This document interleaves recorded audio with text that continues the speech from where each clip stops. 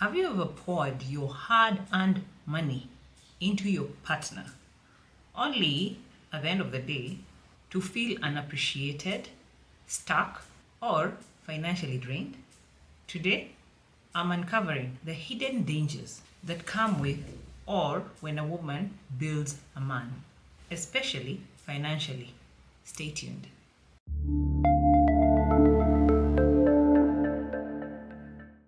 Hi, I'm Miss Wangui Muithathi, your personal finance and investment coach. Let's dive into why empowering should never mean enabling.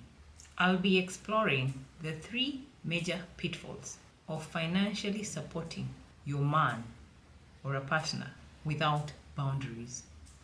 And I'll also be telling you how you can build a healthy, balanced relationship instead. First, let's have a look at the risk of dependency. When you decide you're supporting your spouse or your partner, you're creating financial dependency. Let me explain that. When you start covering things like his bills, rent, or lifestyle expenses, he may lose motivation to advance. Or, worst case scenario, they might start taking advantage of you. For example, imagine covering his rent month after month, only for you to find out later, if he was jobless, that he stopped job hunting. Of course, all that comes with consequences. There's going to be imbalance of power. You, as the lady, become the provider and he becomes the taker. See? You flip everything around. But that's not all. What comes after that is resentment. That's another pitfall. Growing resentment and emotional pain. You see, constant financial support can breed unspoken resentment on both sides. How? Guilt for him, frustration for you. Here are some signs that you need to watch out for. You will start noticing or seeing passive aggressive behavior, and then all of a sudden there's silent treatment, or a sudden coldness, especially when you guys talk about finances or anything to do with money. So be on the lookout for that. All that have a long-term effect because it will create emotional distance, there will be erosion of trust, and a possible breakup or divorce in case you guys are married.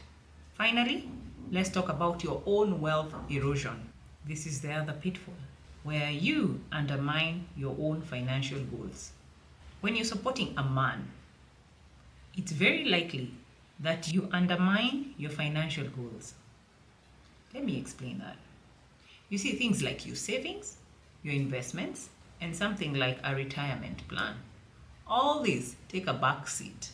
That is, when you decide to fund someone else's life or lifestyle. This will have a huge impact on your finances. You'll find yourself delaying in reaching milestones. For instance, if you had planned to acquire or buy a home, home ownership, or if you have debt and you're trying to pay it off, here's a tip for you.